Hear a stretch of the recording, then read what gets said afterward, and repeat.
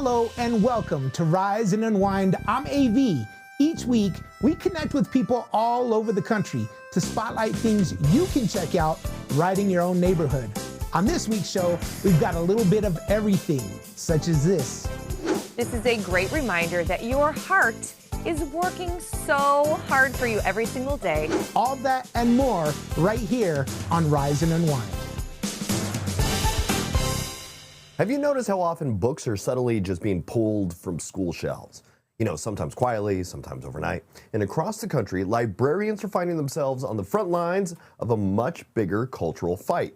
There's a new documentary, The Librarians, that takes a close look at what's driving these bans and the real people caught in the middle. So joining us today are Oscar-nominated director Kim Snyder and high school librarian Julie Miller, whose life changed after she questioned why dozens of books were being removed from her school. So welcome to the show, you two. How are you? Very well. Good. Thanks for having us. All right, Kim, when you started working on The Librarians, what surprised you most about how widespread and coordinated those book challenges have actually become?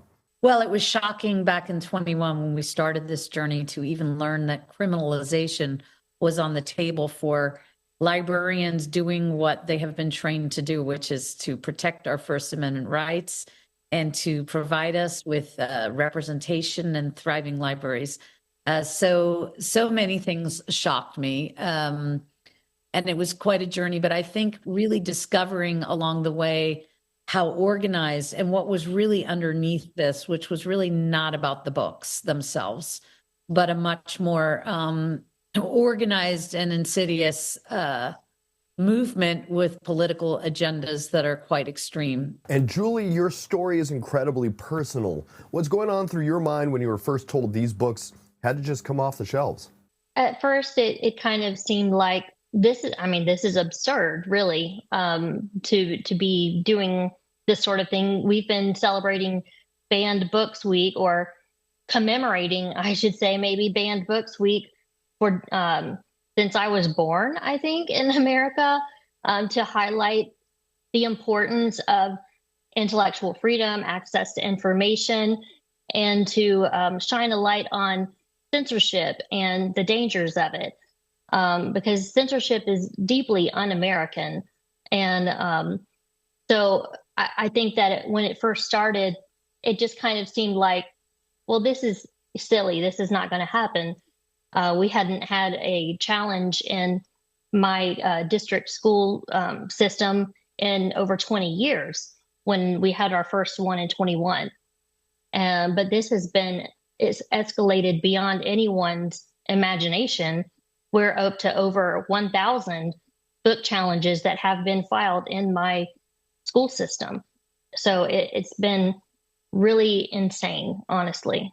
And with these challenges, who does it affect the most? Well, to me, it's the students. A lot of the books that are being challenged are more ones that are in high schools. The people who are in favor of banning books like to present it as though books written for high schoolers are being given to kindergartners, which is obviously not the case. Beyond that, there is no pornography in school libraries. Yes, teens are going to come across heavy topics sometimes, but sometimes these are just simply books about the history of racism in our country, or books that deal with marginalized groups. One of the librarians in our film, Amanda Jones, talks about how she knows of at least 12 students, former students of hers, who have committed suicide because they were so ostracized in their community for being LGBTQ+. So these are the people who are being affected most by this, are the students whose identities are being erased by having books taken off the shelves. When I see books being challenged that are about just the experience of being Black in America being removed from shelves, it's horrific, because I see students being removed from history. And the documentary is showing how librarians are becoming the unexpected advocates and, in some cases, targets. What kind of pressure are they facing right now? Well, in the documentary, it's shocking. There are, as Julie said, hundreds. We weren't able to show hundreds, but Julie is joined by a large swath of librarians who are under siege, I would say, across the country. And I would say that when you say who is affected, it's every single one of us whose rights are being threatened because it has not ended in the school libraries. It's permeated the museums and the universities. So we are, as one anonymous librarian says at the end, this is now everyone's story. And do you have a quick tip for some of the viewers watching this and wondering what they could do? We're really definitely. advocating. Oh, go ahead. I'm sorry. Just saying that getting involved locally is really important. That's where these things are happening. These are not federal decisions that are being made. A lot of times it is your local school board or even your local public library boards where the banning and censorship is happening. So get involved in your community. There are lots of grassroots organizations and parent groups that are speaking up against this. If you're not ready to run for school board, you can certainly, of course, vote. You can get informed. You can write letters to the editor. You can make phone calls.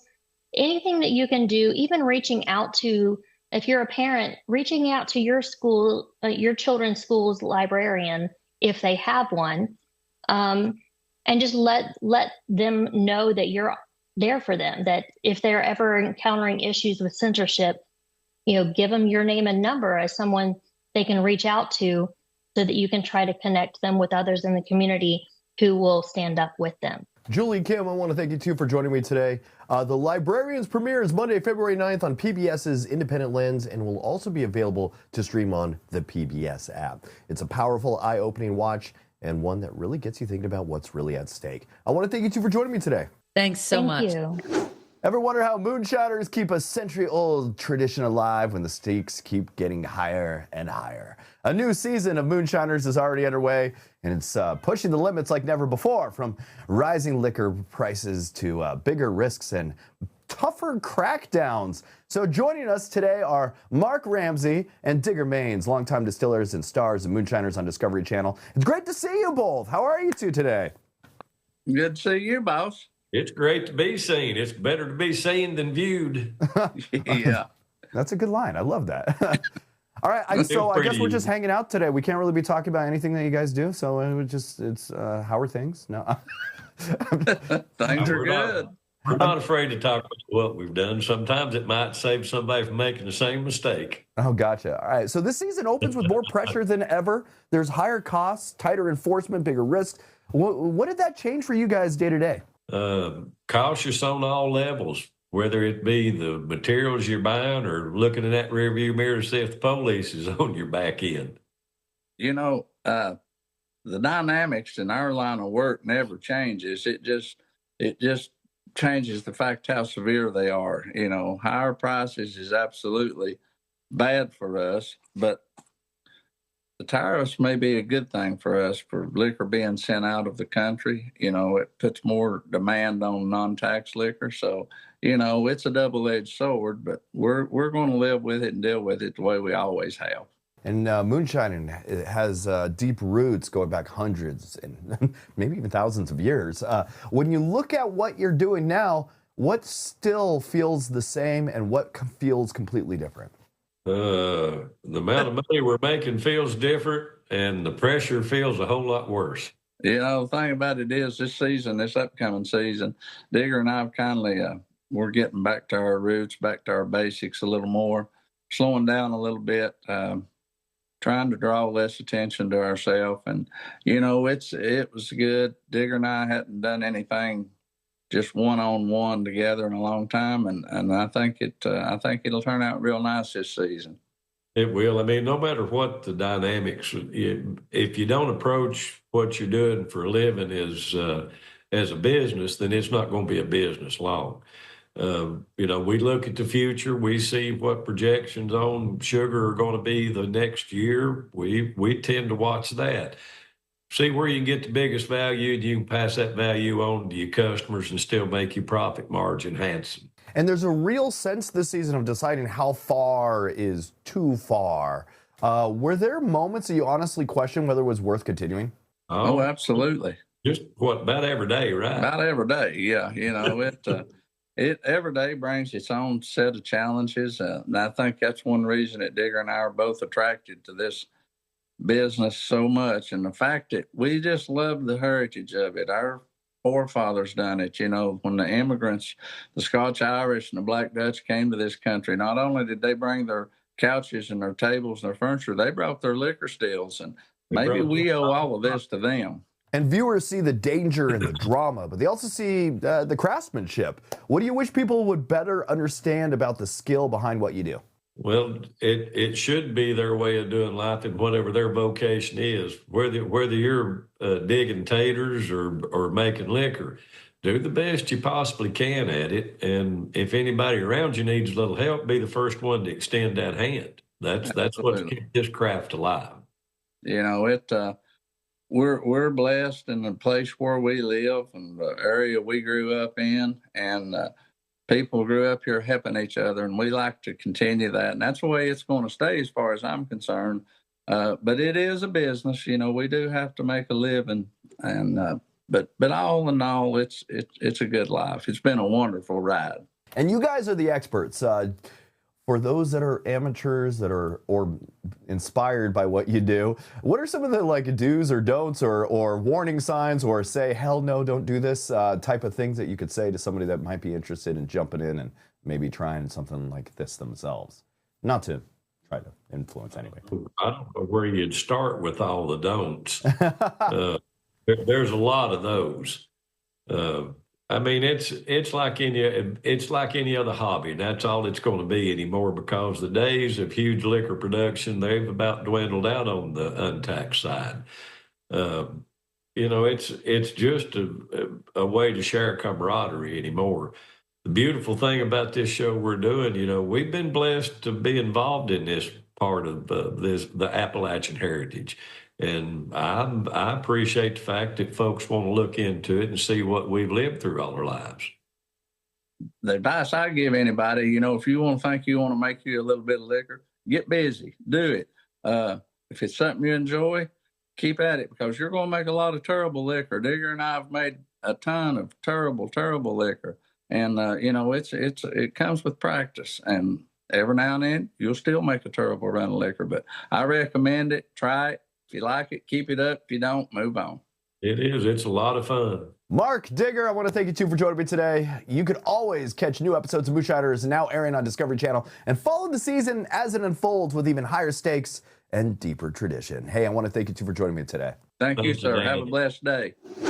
Apple TV Plus's epic sci-fi drama Invasion is back for season 3, and things are getting more intense than ever. The aliens are evolving, the stakes are higher, and for the first time, all of the main characters are coming together to face the threat head on. So joining us this morning is Erica Alexander, who steps into the series as Verna, a brand new character shaking things up in the latest season. Welcome, Erica. How are you? I'm great. Thank you. How are you? I'm doing okay. I've been excited. We've been talking about this series for a little bit. For fans who have been following the series, season 3 raises the bar a bit. What makes the season stand out compared to the first 2? Well, the first 2, they were fighting the aliens and they defeated them. And there's been 2 years of peace. So they spent 2 seasons fighting really hard. But we're going to find out in the 3rd season that all is not well on the home front. And they are all together now. That's what's different. They were fighting from different points in the planet, whether it was Shioli in Japan and Gaul, wherever she went. They were. Oh, by the way, this show is an international show because they were filming in South Africa and New York and all of these places. It was a big lift, and they've been doing it well. And so it was the first time many of them were meeting in real life. So I was glad to join the cast just at that moment. And your character, Verna, is new to the story. Can you tell us about her and the role she plays in this global fight against the invasion? Sure. Verna, Marilyn, Marilyn was her name before the invasion. Verna is who she becomes. Was a people pleaser. And she was a person who was in support of her sister and her nephew and her boss and all of these people. But what she finds out on the other side, dealing with her deep grief, is that she becomes something else. And she uses those skills, those organizational skills, and to become a leader.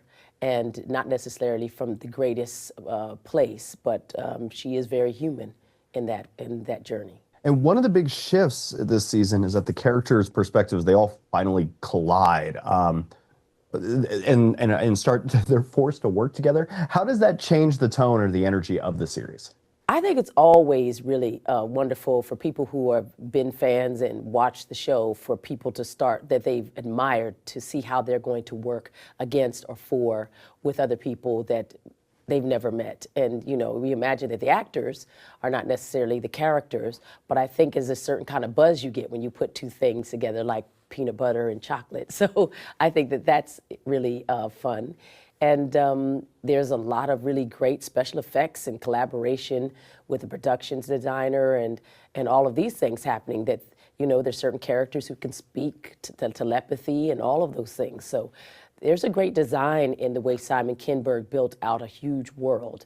And for the characters to finally meet and work within that world is what this third season is about, along with these apex predator aliens who are coming at us hardcore. And they are scary creatures, but they're also fighting these very human battles. And yeah, you're right. The show has been praised for its incredible visuals and suspenseful storytelling. What was it like for you stepping into this world and filming these big cinematic moments?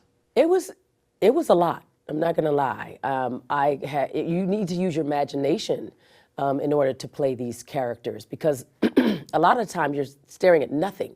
I mean, nothing. Look over there, scream, clap, you know, and you just have to go with it. And you know that there's people who are professionals who know what they're doing. You stay in the moment, you authentically try to deliver something that's spontaneous and brand new and feels fresh, even though you're doing it over and over again. And you've got a lot of amazing background players who are inside of it, and everyone's just working to collaborate to make this world. I think humans are amazing, that we spend a lot of our time just telling stories, and we are desperate for people to understand who we are. I think that is a message in the bottle to whoever shows up, whether we're here or not to see them. We'll see, but I do believe that that's our love letter to the galaxy, is our stories. Erica Alexander, I want to thank you for joining me this morning. You could stream season 3 of Invasion right now on Apple TV Plus, with new episodes dropping every Friday through October 24th, so don't miss it. Erica, thanks for joining me. Thank you, and appreciate the opportunity to be with you. Ever wonder what would happen if the whole world suddenly got too happy and you were the one person who couldn't go along with it? Apple TV has a brand new series called Pluribus, where a mysterious event connects pretty much everyone, and somehow that perfect world feels like a nightmare. Rhea Seehorn stars as Carol, the most miserable person on Earth, who might be the only person who can stop it. Rhea Seehorn is here with us today. Welcome to the show, Rhea. How are you? Thank you. I'm well. Thanks. All right. So for people that are just hearing about Pluribus, what is the simplest way to describe Carol and the moment that her world kind of flips upside down? Simple? I'm not sure I can pull that one off. Okay. So Carol it kind of is, but was a successful romance novelist, but very much a misanthrope, fault finder, can't enjoy anything, has to say what's wrong with everything, and has this world event happen that moves somewhat like a virus, where everybody except 13 people are immune, and she's one of the immune people to this thing that makes everybody habitually peaceful and content and happy. And they all have one brain. You're still in your own mortal body, but you share one hive mind. Carol thinks this is a horrible thing. And even among the other immune people, a lot of them think, why is this so bad? And that's sort of an integral question that the show explores from a lot of different angles of how do you define happiness? How do you define contentment? How do you define individuality? And freedom and success and what is worth the cost of some of those things. And it also looks like Carol has this dream life, but she's still miserable. And I can relate. What did you latch onto emotionally when you first read who she is and who she's kind of fighting against? I felt like wait, say your question again. I'm sorry. I didn't want my cat to bother you. Oh, no, I'm down with cats. We got cats in our studio, so cat life is the best life that we have. It was basically saying when you read the script, what did you latch onto emotionally and when you saw that she was kind of fighting against the world, I guess? Yeah, many things. And one of them being that I had to constantly keep in mind that there is a very personal obstacle she has weighing her down. In addition to losing the world, she lost her wife. And we wanted that grief to stay real and present and not just be something that you're just over the next day. And I kind of would start from that place some days because I thought it's hard to take in, if you're a real person that this is happening to, the larger aspects of what is going on in the world. And there's many times where she's, the Simpsons character of old man yelling at clouds. And she's just the only person screaming and no one understands why. And so I just kept reminding myself to try to be as honest as I could in those moments. And Vince writes in a way that allows those moments of honesty, which I think are always the way to bring the audience in on the journey with me. And the show plays with this big question, is that joined happiness a utopia, or is it something darker? As an actor, how do you stay grounded in the reality of the story while everything around just kind of feels uncanny? Just like I was just saying, I just look for what is the real person in the middle of this? What is the real reaction? So yeah, most of us have not had a situation where we felt like the entire world was invaded by some kind of alien virus that was making them happy. But we have all been in rooms, most of us, I think, where you feel like you're the only person shouting that the barn's on fire. Mm-hmm. And you look crazy shouting it. And everyone's like, wow, you should really settle down. And it just is making you crazier and crazier. So I was just constantly look for what are the things that are most like this, as if that you can just start the build from there and then raise the stakes. And you and Vince Gilligan have such a strong creative history. I could tell that there's a big difference in the tone of Pluribus compared to what people might expect from him. But how did he open this up and let you explore in what you did with Carol? For some people, this is Vince going back to his roots because he started on X-Files. So they were prepared to have him do sci-fi. He actually told me almost nothing. He just said it has nothing to do with the Breaking Bad or Better Call Saul world. It has a sci-fi element, and I just want to send you the script and see what you think. And I went on the same wild ride that you guys did watching the pilot. I was just like, this is nuts, and this is going to be so much fun. Ray, I want to thank you for hanging out with me this morning. Pluribus is streaming now on Apple TV. If you like smart sci-fi with suspense, dark humor, and a big, wait, what would I do question or two, this one's going to stick with you. So check it out on Apple TV. Ray, I want to thank you for hanging out with me. Thank you. Thank you very much. So February is America's Heart Month, and a great time to think about how our everyday food choices affect our long-term health.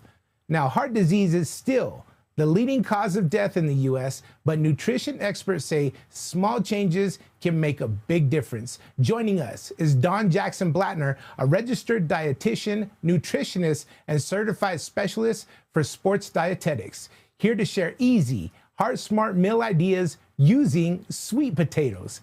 Thanks for being with us, Dawn. Well, hey, thanks so much for having me. American Health Month puts a spotlight on heart health every February. Why is diet such an important part of the conversation? Well, okay, so when your calendar turns to February and it's Heart Month, this is a great reminder that your heart is working so hard for you every single day, and you can choose foods that help support it, but you don't have to make some big, grand overhaul of everything you're eating. Really what works is even just small changes. And so I like to say just keeping a few heart smart foods in your kitchen that you can throw into the recipes you're making is a great place to start. Let's talk about what you're highlighting today, sweet potatoes. What makes them a good choice for people who want to eat in a more heart healthy way? Ooh, sweet potatoes are one of my absolute favorites, and it's actually National Sweet Potato Month, so it's a great time to be talking about them. They are known as the orange superfood for your heart. They have fiber, potassium, and vitamin A, and those three nutrients, fiber, potassium, vitamin A, really support your heart. Healthy cholesterol levels, healthy blood pressure. So that's important when it comes to nutrition.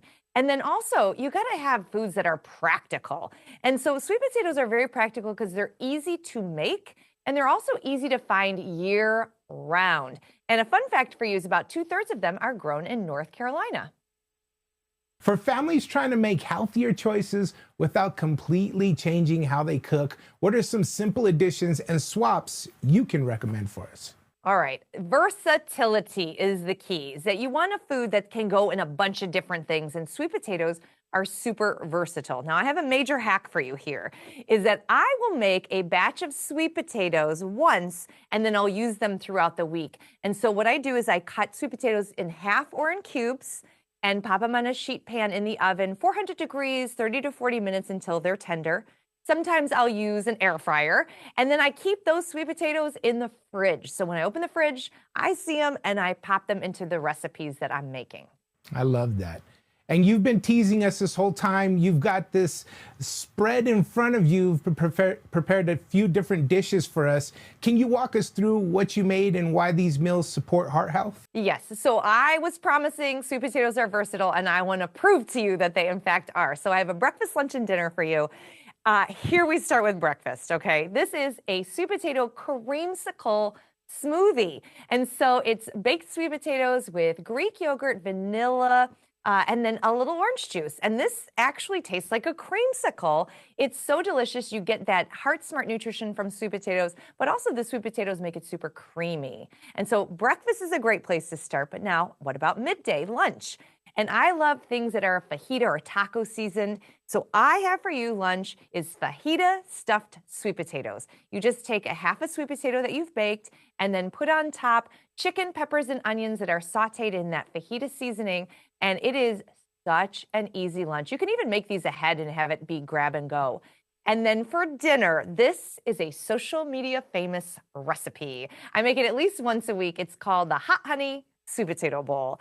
And of course, sweet potatoes is the base. And then for protein is ground turkey and cottage cheese. It has some sauteed greens on there, avocado, and then a drizzle of hot honey over everything. And it is so easy to make, very balanced and delicious. I think me and the staff are on our way over right now because it looks like you got more in front of you than you can handle. We've got your back. Where can viewers go to learn more about heart-healthy eating and find additional recipes? Well, yes, I can't wait to eat all of this with you. And go to ncsweetpotatoes.com for so many heart-smart recipes and inspiration. That's awesome. Thank you so much, Dawn Jackson Blatner, for joining us today, and you have a good day.